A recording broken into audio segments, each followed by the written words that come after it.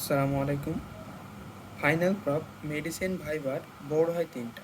সেখানে বোর্ড 1-এ প্রথম শুরু হয় ইসিজি অথবা এক্স-রে দিয়ে।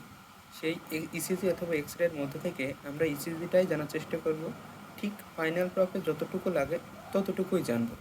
সেক্ষেত্রে আমরা কী করব, ইসিজির একদম বেসিক থেকেই শুরু করব। ইসিজি মানে কি? ইসিজি মানে হচ্ছে ইলেকট্রোকার্ডিওগ্রাম। মানে কি, আমাদের হার্টের যে স্পেশালাইজড টিস্যু আছে, যেমন কি SA node, sinoatrial node, atrioventricular node, এই স্পেশালাইজড টিস্যু থেকে সিগন্যালটা ট্রান্সমিট হয়ে আমরা একটা গ্রাফিক্যাল রিপ্রেজেন্টেশন পাই। সেটা হচ্ছে ইসিজি পেপারের মাধ্যমে, এবং সেটাই গ্রাফের মাধ্যমে প্রকাশ করাই হচ্ছে কি ইসিজি বা ইলেকট্রোকার্ডিওগ্রাম। এই ইসিজি বা ইলেকট্রোকার্ডিওগ্রাম আমাদের শুরু হয় কোনখান থেকে? সাইনোঅ্যাট্রিয়াল নোড বা এসএ নোড। এই এসএ নোড থেকে 3 ইন্টারনোডাল পাথওয়েতে অ্যাট্রিয়াম হয়ে তারপরে আসে কি এভি নোড, বা এরকমভাবে সরাসরি বলা যায় এসএ নোড, এভি নোড। তারপর কি বান্ডেল অফ হিজের 2টা branch, right bundle branch, left bundle branch. তারপর আসে তারপর আসে পারকিনসি ফাইবার। দেন হচ্ছে টোটাল ভেন্ট্রিকলসে সাপ্লাই দেওয়ার মাধ্যমে, সেটা হচ্ছে আমাদের চেস্ট ওয়াল ক্রস করে আমরা হচ্ছে ইসিজি পেপারের মাধ্যমে এইটা হচ্ছে পাই আমরা যখন আমাদের লিম্ব এবং চেস্টে বিভিন্ন লিড বসাই। এখন আমাদের ইসিজিতে আমাদের দেশে সচরাচর করা হয় কয়টা? 12 লিড ইসিজি করা হয়। মানে হচ্ছে কি, চেস্ট লিড থাকে হচ্ছে 6টা আর লিম লিড থাকে হচ্ছে 6টা। এই লিম লিডকে আবার 2 ভাগে ভাগ করা হয়, যেমন কি ইউনিপোলার আর বাইপোলার। ইউনিপোলার লিড 3টা, বাইপোলার লিড 3টা। ইউনিপোলারগুলো কীভাবে এক্সপ্রেস করা হয়? এভিএল। ইউনিপোলারগুলোকে এভিএল, এভিএফ আর এভিআর দিয়ে এক্সপ্রেস করা হয়। এভিএল, এভিএফ, এভিআর দিয়ে এক্সপ্রেস করা হয়। আর বাইপোলার লিডগুলোকে লিড 1 বা L1, লিড 2, লিড 3 এভাবে এক্সপ্রেস করা হয়। এই হইল মোট লিম লিড 6টা। আর শেষ লিড থাকে কয়টা? 6টা। সেগুলোকে ভি দিয়ে এক্সপ্রেস করা হয়। V1 থেকে V6 পর্যন্ত থাকে হচ্ছে আমাদের চেস্ট লিড। এখন আমরা এইটা একটা ছবিতে দেখি, ছবির মাধ্যমে দেখলে এরকমটাই আসে যে এল এ মানে বোঝায় হচ্ছে কি লেফট আর্ম। এল দিয়ে বোঝায় কি লেফট আর্ম। আচ্ছা, আর এ দিয়ে বোঝায় হচ্ছে কি রাইট আর্ম। এল দিয়ে বোঝায় কি লেফট লেগ। এগুলো কি LARA LL, এগুলো কি বাইপোলার লিড। আচ্ছা, ইউনিপোলারগুলো ছিল কি AVL, AVF, AVR। এখন আমরা সহজভাবে মনে রাখতে পারি এ মানে কি, আমাদের মেডিকেলের ম্যাক্সিমাম টার্মিনোলজি এ মানে হচ্ছে কি, এ দিয়ে হচ্ছে অ্যাবসেন্ট বোঝায়। এখন ঠিক এরকমভাবে আমরা এখানে মনে রাখবো কি, যেগুলোতে বাইপোলার লিড অ্যাবসেন্ট মানে অবশ্যই ইউনিপোলার, অ্যাবসেন্টগুলো দিয়ে ইউনিপোলার দিয়ে AVL, AVF, AVR দিয়ে এক্সপ্রেস করা হয়। আচ্ছা, আর চেস্ট লিডগুলোকে V1 থেকে V6 তে এক্সপ্রেস করা হয়। এখন এই L1 মানে কোন জায়গায় থাকে? L1 থাকে হচ্ছে কি লেফট আর্ম আর রাইট আর্ম, এর মাঝখানে ইম্পালসগুলো ক্যারি করে কে এই লিড 1-এ এক্সপ্রেস হয়। আচ্ছা, এরপরে লেফট আর্ম, লেফট লেগ, এর মাঝখানে কত থাকে? লিড 3 থাকে। আচ্ছা, রাইট আর্ম, লেফট লেগ এর মাঝখানে কী হয়? লিড 2 দিয়ে এক্সপ্রেস করে। এখন এটা একটা ট্রায়াঙ্গুলার স্ট্রাকচার দিয়ে বোঝানো হয়। এরপরে আমরা আসি লিম লিড শেষ হইলো, এরপরে আমরা আসি চেস্ট লিডে। চেস্ট লিড কয়টা ছিল আমাদের? চেস্ট লিড ছিল হচ্ছে 6টা। V1 থেকে V6। V1 থাকে কোন জায়গায়? 4th ICS দিয়ে বোঝায় কি intercostal space. 4th intercostal space একটা রাইট সাইডে। আচ্ছা, V2 থাকে কোন জায়গায়? V2ও same 4th intercostal space, but এইটা থাকে লেফট সাইডে। আচ্ছা, এরপরে আমরা V2-র পরে সরাসরি বসাবো V4 বসাবো কোন জায়গায়? 5th intercostal space, left mid clavicular line. আচ্ছা, এই V4 আর V2 এর মাঝখানে বসাবো আমাদের V4 আর V2 এর মাঝখানে বসাবো হচ্ছে আমরা V3। আচ্ছা, এরপরে আসি V5 বসাবো left 5th intercostal space along the anterior axillary line.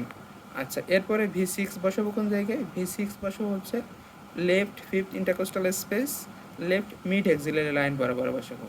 এখন আমাদের কেন একটা ছবির মাধ্যমে আমরা দেখি, সেই ছবিটা হচ্ছে কি এই যে এই ছবিটা হচ্ছে কি এখানে আছে, এইটা V1, এটা V2, এটা হচ্ছে V4, V2 আর V4 এর মাঝখানে আমরা বসাবো V3, এরপর V5, V6। এটা হচ্ছে কি, একটা হচ্ছে মিড ক্লাভিকুলার, একটা হচ্ছে মিড এক্সিলারি, আর একটা হচ্ছে কি অ্যান্টেরিয়র অ্যাক্সিলারি লাইন। এই বরাবর আমরা চেস্ট লিডগুলো বসাবো। আচ্ছা, এরপরে আমরা আসি কোন কোন লিডের সাথে কোন কোন লিড মিলাই পড়তে হয়। আমাদের ইসিজিতে যে বলছি হচ্ছে কি লিড থাকে 12টা, এই 12টার ভিতরে 6টা লিড, 6টা চেস্ট লিড। এখন আমরা যদি একটা ইসিজি দেখি, এই ইসিজিতে কীভাবে এক্সপ্রেস করা থাকে লিম লিড চেস্ট লিডগুলো এইভাবে এক্সপ্রেস করা থাকে। দেখুন একটু ভালো করে, এটা হচ্ছে কি লিড 1, লিড 2, লিড 3। এটা কি AVR, AVL, AVF। এই হচ্ছে মোট তিনটা 6টা। এই 6টা হচ্ছে কি লিম লিড। এরপরে আসি চেস্ট লিড। চেস্ট লিড কী কী ছিল? V1 থেকে V6 পর্যন্ত।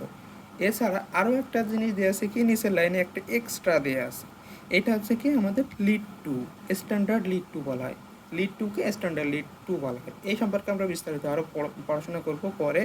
এখন তাহলে এইটা হচ্ছে নর্মাল পাথওয়ে। এখন আমরা কোনো একটা লিডে অ্যাবনর্মালিটি পাইছি, এটা কখনোই বলতে পারবো না। অ্যাটলিস্ট আমাদের 2টা লিডে প্যাথোলজি থাকলে সেটাই আমরা বলতে পারবো যে প্যাথোলজি। সাপোজ এমনকি আমাদের যদি লিড 1-এ প্যাথোলজি পাই, তাহলে সেটা সাথে সাথে আমাদের কী করতে হবে, পরবর্তী লিডে দেখতে হবে যে লিড 2-তে আছে কিনা, লিড 3-তে আছে কিনা। অ্যাটলিস্ট 2টা লিডে প্যাথোলজি পাওয়া লাগবে, তাহলে হবে কি আমাদের সেটা প্যাথোলজিক্যাল। ঠিক তেমনটাই কোন কোন ডিজিজের ক্ষেত্রে কোন কোন লিড মিলাই পড়তে হয় সেটার একটা শর্টকাট আছে কি লিড 2, লিড 3, AVF। এটা দিয়ে বোঝায় কি inferior surface of the heart.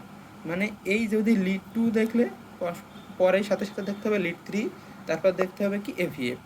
যখন এই 3টা লিডের অ্যাটলিস্ট 2টা লিডে প্যাথোলজি পাবো, তখন আমরা বলতে পারবো যে ইনফিরিয়র সারফেসে কোনো প্যাথোলজি আছে।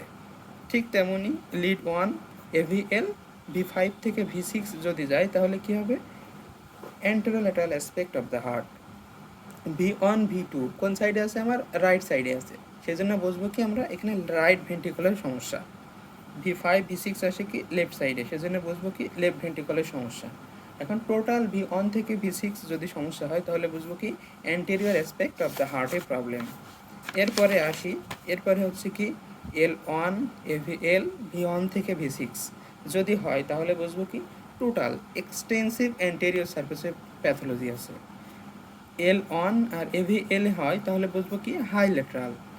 Lead 2, lead 3, AVF, AVL, V5, V6 যদি হয়, তাহলে সবগুলো দেখা যাচ্ছে কি ইনফিরিয়র সারফেস আছে, সেই জন্য এটা কি একটা ইনফিরিয়র ল্যাটারাল সারফেসে প্যাথোলজি বোঝাবে। এগুলো কিন্তু খুবই ইম্পর্টেন্ট, ইসিজির ক্ষেত্রে খুবই ইম্পর্টেন্ট এই জিনিসটাই। আচ্ছা, এরপরে আমরা আসি একটা নর্মাল ইসিজি দেখতে কেমন হয়। আমরা অবশ্যই জানি, ফিজিওলজিতে পড়ে আসছি, একটা নর্মাল ইসিজিতে কী থাকে, একটা পি ওয়েভ থাকে, একটা QRS কমপ্লেক্স থাকে, একটা টি ওয়েভ থাকে। এখন এই পি ওয়েভ কী নির্দেশ করে? পি ওয়েভ নির্দেশ করে আমাদের কি অ্যাট্রিয়াল ডিপোলারাইজেশন। মানে হচ্ছে সাইন অ্যাট্রিয়াল নোড থেকে কি হচ্ছে এভি নোডের দিকে আসা শুরু হয়েছে। পি ওয়েভ কী বোঝাচ্ছে? Atrial depolarization. এই টোটাল QRS কমপ্লেক্স দিয়ে কী বোঝানো হয়েছে? Ventricular depolarization. Atrial depolarization, ventricular depolarization. আর টি ওয়েভ দিয়ে কী বোঝায়? Ventricular repolarization. তাহলে এখন একটা প্রশ্ন আসতেই পারে যে অ্যাট্রিয়াল রিপোলারাইজেশন কই? অ্যাট্রিয়াল রিপোলারাইজেশন আছে, কিন্তু সেক্ষেত্রে অ্যান্সারটা হবে কি atrial repolarization is buried under QRS complex. মানে হচ্ছে কি QRS কমপ্লেক্সের নিচে চাপা পড়ে গেছে। এখন আরেকটা লাস্ট একটা কথাবার্তা আছে কি, এই যে PR ইন্টারভ্যাল। কিছু কিছু সময় অনেক ইসিজিতে আমরা কী পাই, এই কিউএফটা খুব কম পাই। তার মানে আমরা শুরু করব কিভাবে, পিওএফের শুরু আর কিউআরএসের এই যে আর শুরু, এই মধ্যবর্তী যে দূরত্ব, একে বলা হয় PR ইন্টারভ্যাল। এখন এই পর্যন্ত হচ্ছে আমাদের কি বেসিক লেকচার 1। আমরা বেসিক লেকচার 2 নিয়ে খুব দ্রুতই নিয়ে আসবো। আশা করি আমাদের সাথেই থাকবেন।